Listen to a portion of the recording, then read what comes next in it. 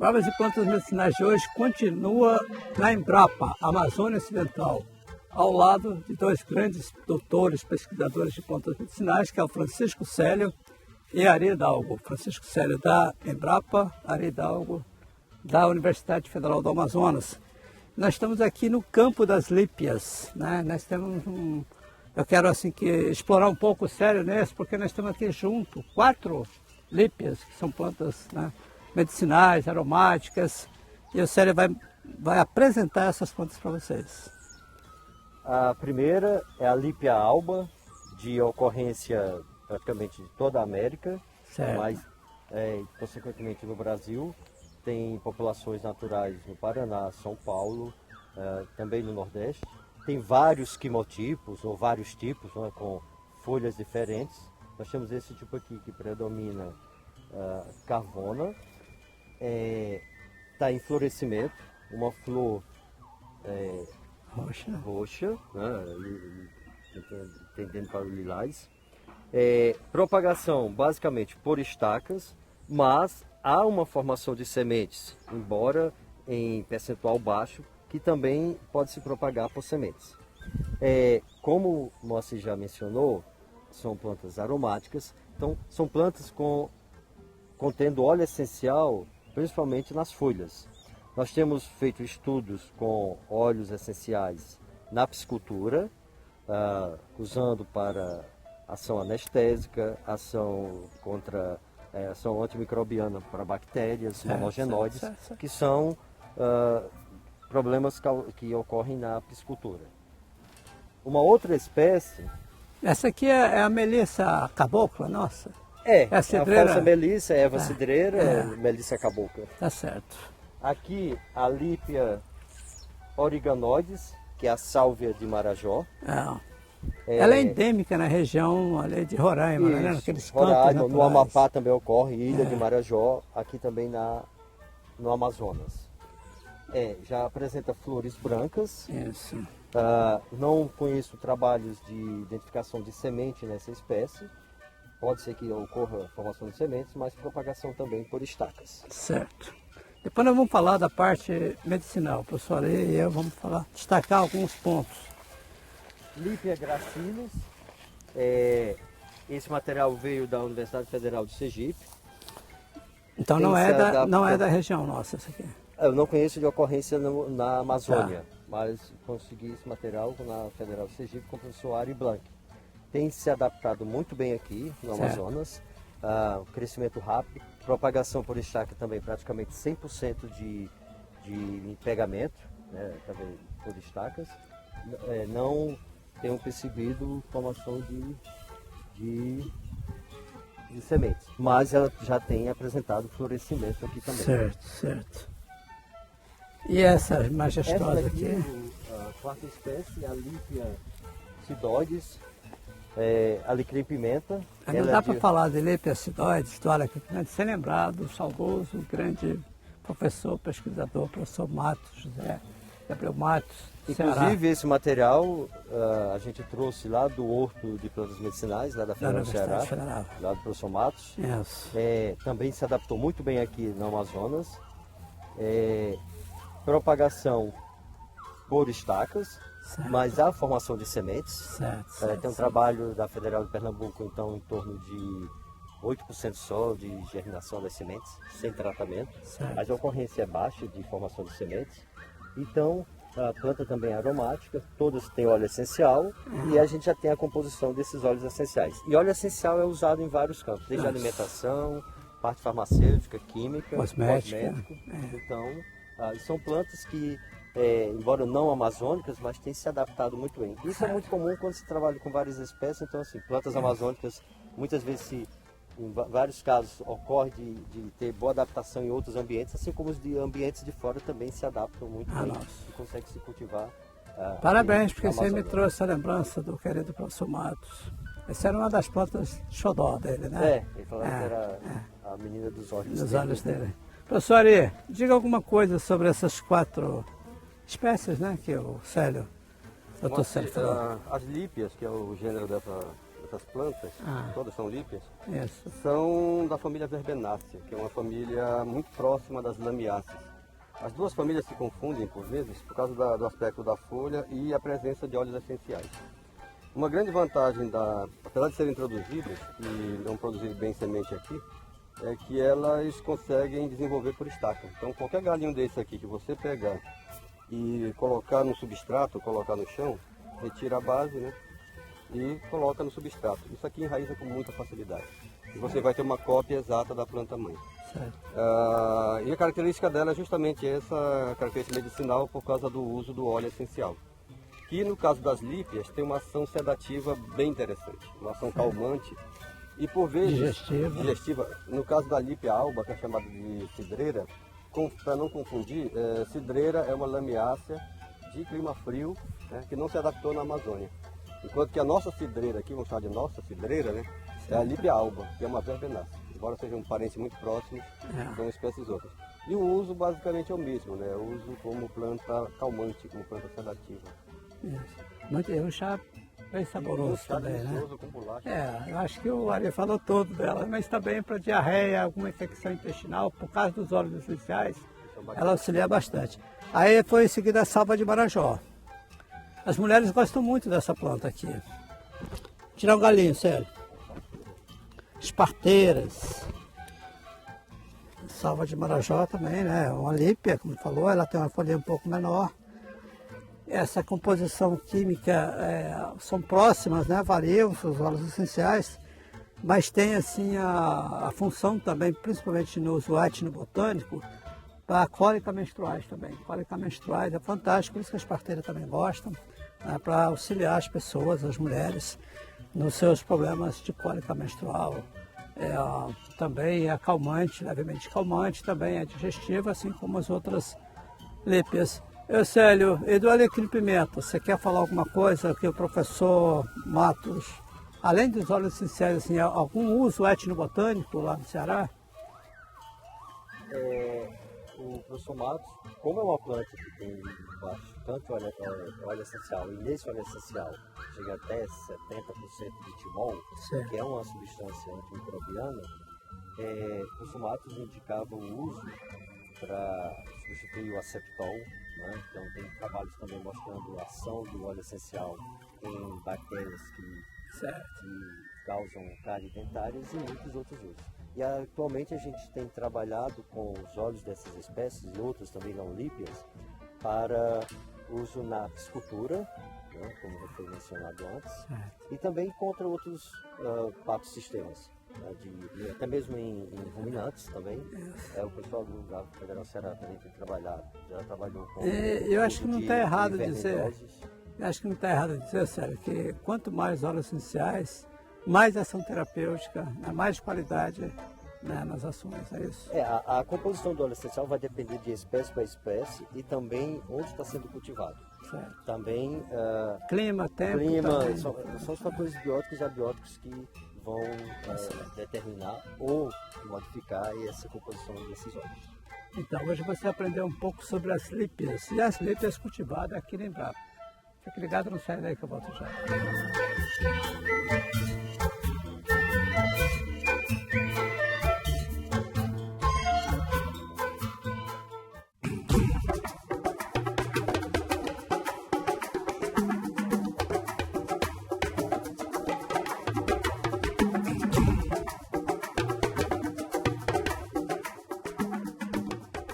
Larvas e Plantas está de volta no segundo bloco. A gente continua aqui na Embrapa, Amazônia Ocidental, esse banco de germoplasma, onde são cultivados vários tipos de plantas medicinais.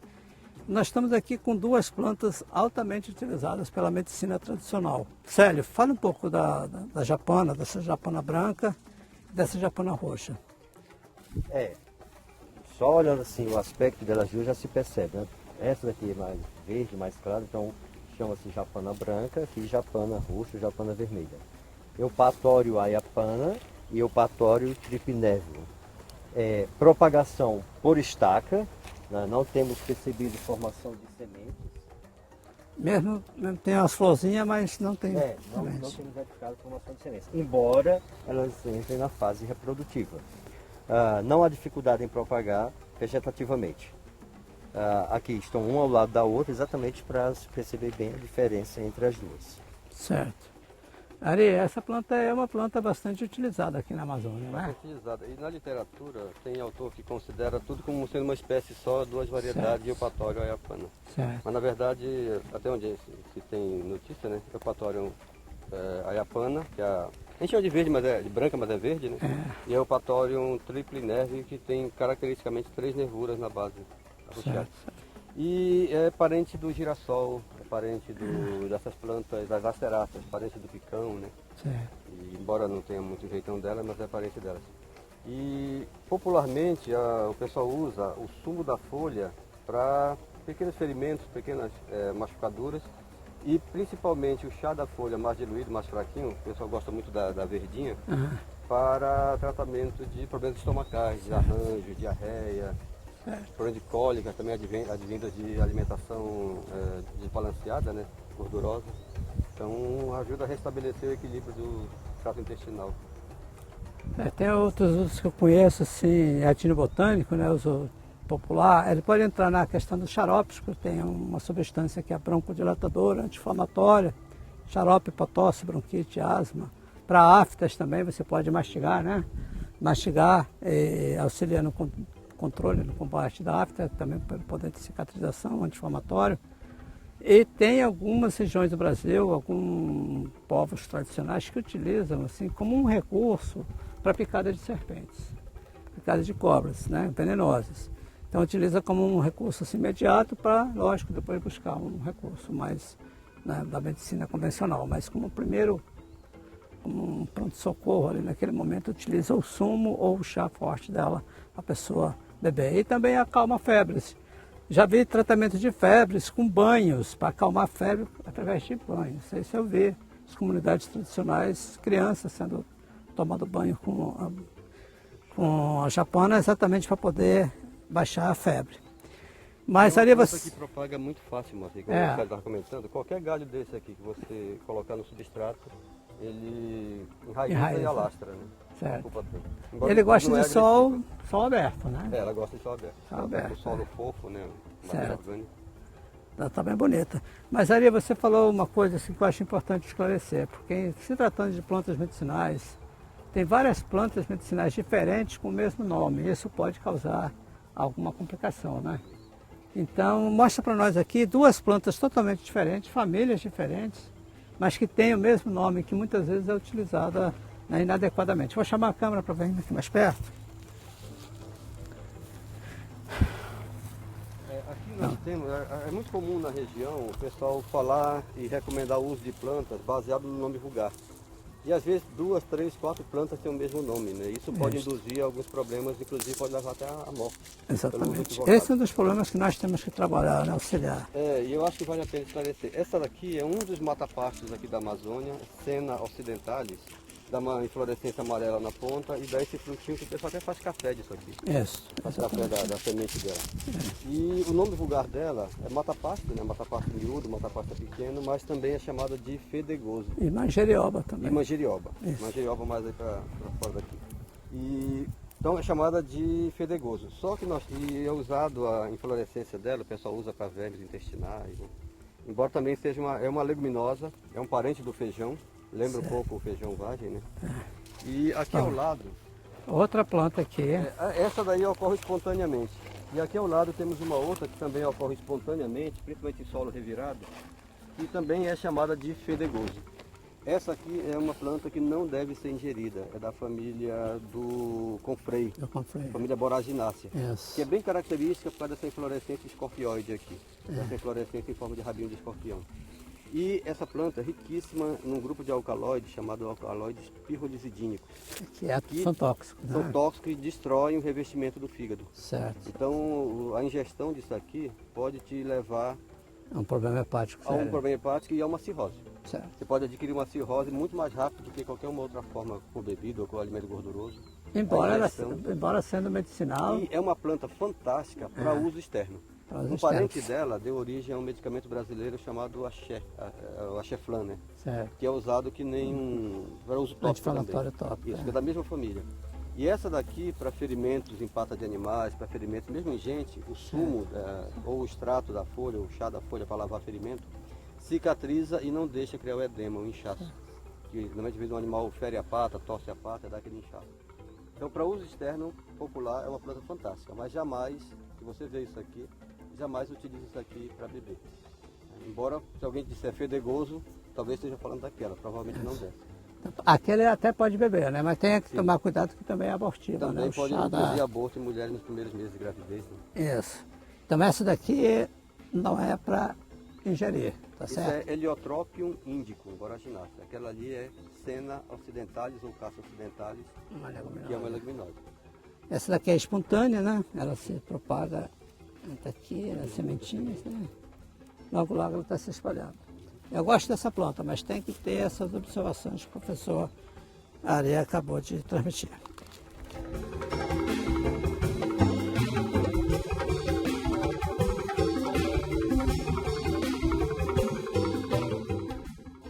Essa batatinha aqui é poderosa. Tem vários nomes vulgares, marupazinho, marupaí, palmeirinha, coqueirinho, né? Ela se propaga aqui pelos esses bulbos, né? Tem uma ação bastante eficiente. Mas, sério, fala alguma coisa. Eu, Ari, também, nós temos pouco tempo para resumir aqui as informações. A ocorrência dela é espontânea, ou seja, natural. A gente faz aqui os canteiros, aparece, né? Ela surge. Propagação, como você já falou, por esses bulbos. Não há formação de sementes. O nome palmeirinhas, foi sair outras palmeiras, produzem frutos, sementes. Essa daqui eu não conheço de ocorrência de formação, embora haja também o florescimento. Isso. Mas eu não encontrei ainda formação de sementes, frutos e sementes. Essa planta aqui é da família Iridácea, chama Eleuterine bulbosa, por causa do bulbo aqui. Certo. E é um parente do açafrão verdadeiro. É uma planta, que é o Crocus sativus, que dá em região seca, Tailândia, aquela região lá, Afeganistão, isso. E que é a parte usada como corante é o pólen, é né? O estigma da flor. É o estigma da flor. O estigma da flor. Que custa... E essa daqui, que vou cortar aqui, que ela parece uma cebolinha na parte interna dela, é uma planta riquíssima em amido. Nós na universidade fizemos o cultivo orgânico dela e fizemos a extração e rendimento de amido. E esse amido tem uma ação cicatrizante fantástica em pequenos cortes, em ferimentos superficiais. E é usado muito fortemente, o pessoal usa popularmente no interior, para tratamento de diarreias e para infecção intestinal. E amebas também. E ameba também. Isso. Tá? E um outro uso que o pessoal tem procurado bastante, e a gente tem ouvido a referência, é o uso para hemorroida. Exatamente. Eu convivi muito assim em área de população tradicional. Eu posso dizer que essa planta é a planta mais importante no controle de diarreias para evitar a mortalidade infantil pela desidratação. Então, tem comunidades que essa é a planta principal. E é uma planta que, pela história deles, da origem deles, quando eles foram criados, o Deus deles já criou também essa planta que era exatamente para evitar a morte por desidratação, para esse poder antidiarreico que o Ari já falou. Você fica ligado, não saia daí. Eu, Célio e Ari voltamos já.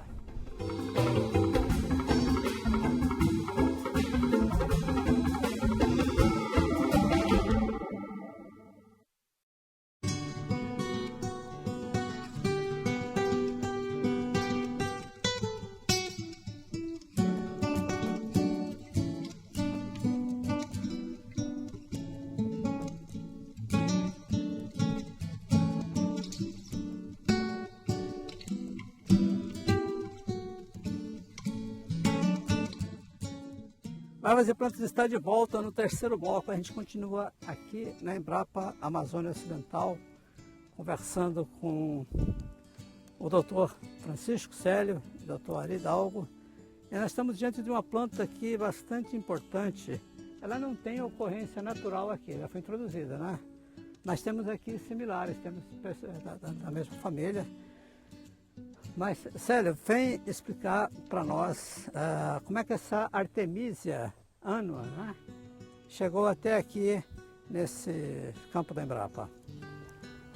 É uma longa história.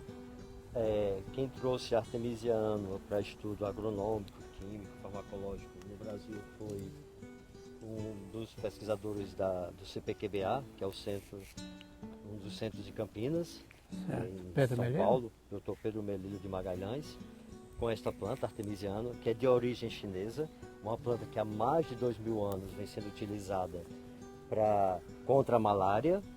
E assim, um reconhecimento do estudo com artemisinina, que é o princípio ativo. Ano passado, uma pesquisadora chinesa, com estudos em comunidades tradicionais, mas estudando a artemisinina, ela ganhou o Prêmio Nobel de Medicina. E assim, é um reconhecimento pelos estudos com uma planta que, no caso da China, é uma planta nativa, né? Certo. Então é nativa. E isso mostra a importância do estudo das plantas, né? Então, assim, o Prêmio Nobel é um reconhecimento a estudos de impacto, estudos avançados e mostrando a importância de uma espécie, no caso lá no estudo na China. Então ela tem mais de 20 anos no Brasil. O grupo de pesquisadores lá do CPQBA da Unicamp estudou desde a parte agronômica, a parte química. E um fechamento desse projeto, assim, a gente fez um projeto apoiado pelo CNPq. Foi feito um estudo em terra preta, várzea e terra firme, aqui nos 3 ecossistemas amazônicos. E a gente tem estudos da produção de biomassa e também do teor de artemisinina nesses 3 implantes vindos desses 3 ambientes. Dados. Que legal. O professor Hidalgo é um especialista em plantas antimaláricas, pesquisador, já fez alguns levantamentos importantes. Fala um pouco sobre a importância dessa planta, moça, ela é da família Asterácea, chama artemisiano, aí tem uma série de parentes dela também chamada de Artemisia, Artemigem, Artemisia. Certo. Aqui que são Artemisia, nativas. Ambrosia, A Ambrosia, que é um outro gênero, né? Que é a mesma família daquela japana, é a mesma família do girassol, a família Asterácea. Certo. E essa planta, como o Célio comentou, na China ela é um mato, ela é invasora. Só que há mais de 2.000, 3.000 anos era utilizada para tratamento de febres. E desde 72 foi isolada o princípio ativo, né, que é a artemisinina. E a partir dele, então, você tem os derivados, arteéter, artesunato, arteméter, que hoje são o tratamento de escolha para tratamento da malária falcíparo, que é aquela malária cerebral que mata. Então, no caso de o paciente já está bem avançado, né? Então o pessoal dá a aplicação de um derivado de artemisinina, que é extraído dessa planta aqui. Tá. E a planta aqui na região, né, na verdade é um arbusto, né? Ela se adapta e o ciclo dela fica meio curto. Ela floresce muito rapidamente, o que não é interessante. Certo. Produz muita semente, isso aqui praticamente são só flores e frutos com semente. E a semente parece um pozinho. Exatamente, Então isso aqui, só que aqui na região ela não consegue se estabelecer como mato. Ela fica, você vê que ela está aqui cultivada, não se propaga. Não é uma planta que vai causar problemas, está em certo. Okay. Ela tem um crescimento limitado. E as folhas dela são essas pequenas folhas, sério? Não. Cadê as folhas dela? Aqui já estão pequenas, mas porque ela já entrou na fase reprodutiva. Então as folhas vão diminuir de tamanho até mesmo para captação de luz. Mas quando ela está ainda na fase vegetativa, são folhas... Aqui tem um pouquinho, legal. São folhas legal, maiores. Isso. Aqui está um pouco maior, mas e o princípio ativo é extraído das folhas. Das folhas, isso. E também, também não podemos deixar ela, tem que colher na fase botão floral, porque se houver a abertura das flores, ou seja, a antese, o teor de artemisinina cai muito. Então, é uma espécie que precisa se colher antes da abertura das flores. Pensar em abrir os botões florais com arte. Mas não pode abrir, deixar as flores abrir. É exatamente porque nesse momento que as flores vão se abrindo, os princípios ativos acabam migrando, né, para as flores. Né, a força vital da planta também se encaminha para essa sequência reprodutiva.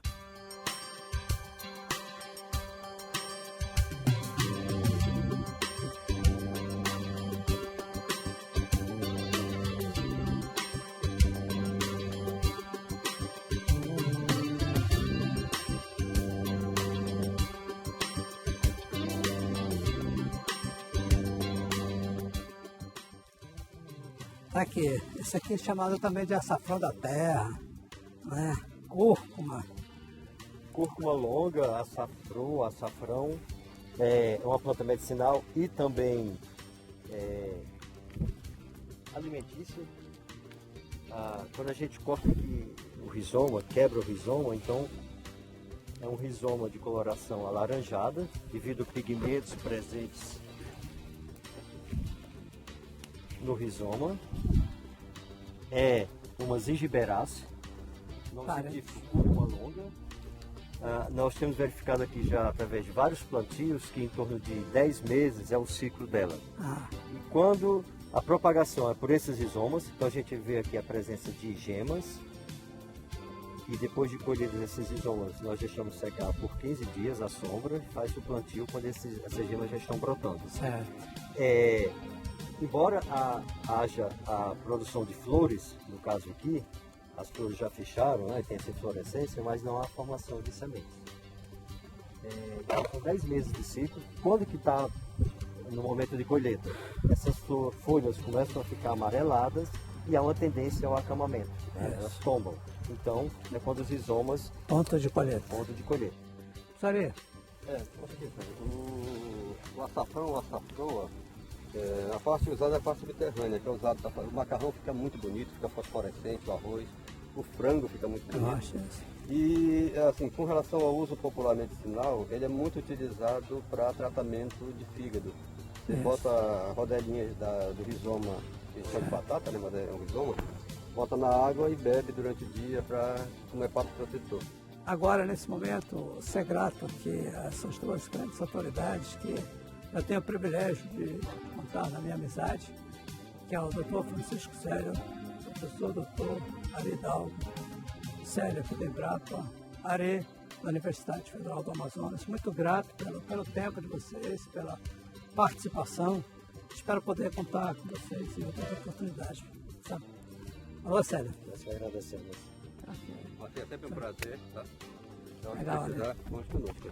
Tá bom, valeu, espero que vocês tenham gostado do nosso programa e até o próximo, se Deus quiser. Muito grato, pessoal.